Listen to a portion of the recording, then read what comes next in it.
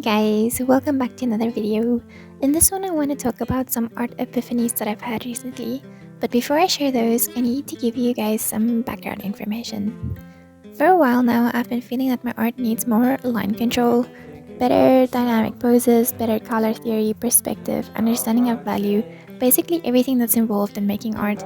It took me a good long while before I realized that my art wasn't as up to snuff as I thought, even though I had the persistent feeling that there was something off in my work. I figured that I was on a journey to becoming a proper artist, and that, in and of itself, will take a long time, if not a lifetime. But I didn't quite realize that I needed to do some specific groundwork to actively grow my artistic ability. I think that I was of the opinion that there was no such thing as bad art. After all, beauty, as they say, is in the eye of the beholder. And therefore, it's somewhat okay if there are aspects in my art that's lacking. But I started to become frustrated with constantly feeling like I was fighting myself. And thanks to this, I finally realized what the hindrance was.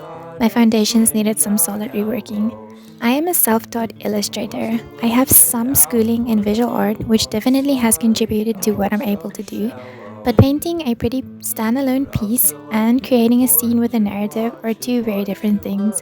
So in teaching myself, I unconsciously took shortcuts, learned the wrong way of doing, and skipped over very useful and essential steps because I didn't know they existed.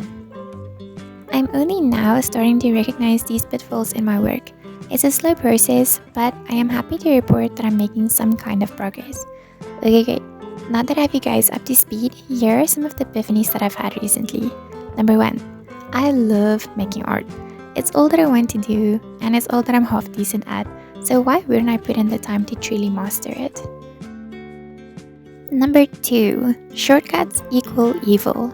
And no, I'm not talking about keyboard shortcuts. Those can be very beneficial. I'm talking about shortcuts that promise to save you time when in the end you probably will have to go back to square one anyways, as I am doing now. Just think of one horror film that starts out of someone persuading another to take a shortcut with them. It never ends well. In my experience, they are just a way to get you off track and distract you from your actual goal. Don't be allured by their empty promises. Number 3. Slow the F down. This has to do with truly being present with the piece that you're working on. I often catch myself rushing past certain stages of the process to get to the next, and in doing so, I glaze over the opportunity to make my best line yet. I just realized that there was no one but myself who was rushing me.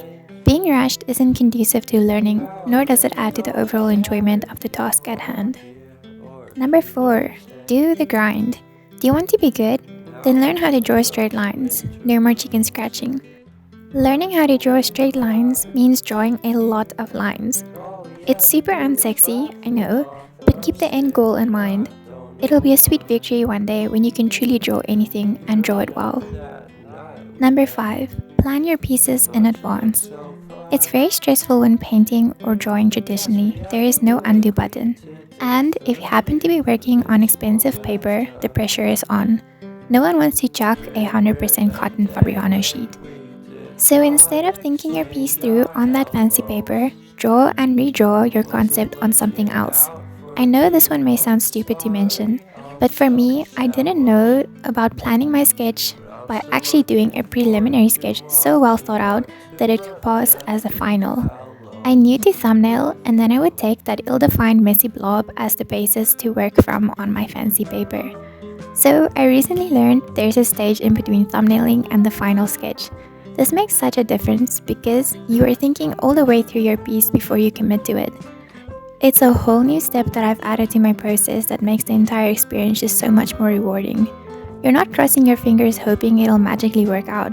Instead, you go into the final confident because you've already seen it work out in your preliminary sketch.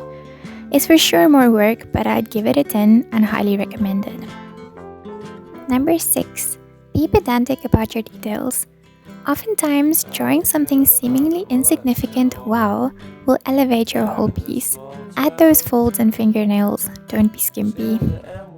Number 7. Enjoy each stroke. Enjoy the fact that you are spending precious heartbeats on making a piece of art. If you realize during this process that you don't actually want to be spending your precious life minutes on drawing, then you've discovered something about yourself and can with a clear conscience move on to spending them on something you actually do enjoy. There you have it, my 7 epiphanies that have changed the way I make art. I hope these will help you in your journey. If you've had any art epiphanies lately, I'd love to know about them so that I can add them to my growing list. Just to point out, I don't think I'm an exceptional artist yet, but I do think that I'm in love with this journey, hence the journeyist, and have figured out some things that can help me improve in the near future. Having an epiphany is great, but the proof will be in applying them in my work. And on that note, where would any artist be without a critique group? At the end of this piece, I was feeling unsure whether or not my character was complete. So around this time, I shared it with two amazing individuals who weighed in and helped me to bring it to a finish. Mark Wilson and Azal Berger. I am super grateful for your kind and constructive feedback. Thanks for always making the time, for giving me the feedback. You guys really are a gem. So go check out their Instagrams, they're really solid illustrators worth keeping an eye on. And then lastly, I just wanted to point out that this piece that I was working on throughout the video was inspired by Mark Robertson's The Miniaturizer. So shout out to him for being an inspiration and also in general a really decent human being who was more than happy to share his painting process with me and answer some of my questions. Mark has a YouTube channel and a really cool Instagram account, so go check him out. Link in the description. May you be inspired to embark on a journey of becoming an artist, and not just a slightly above average one, but an exceptional one. Chat to you guys again next time. Thanks for watching.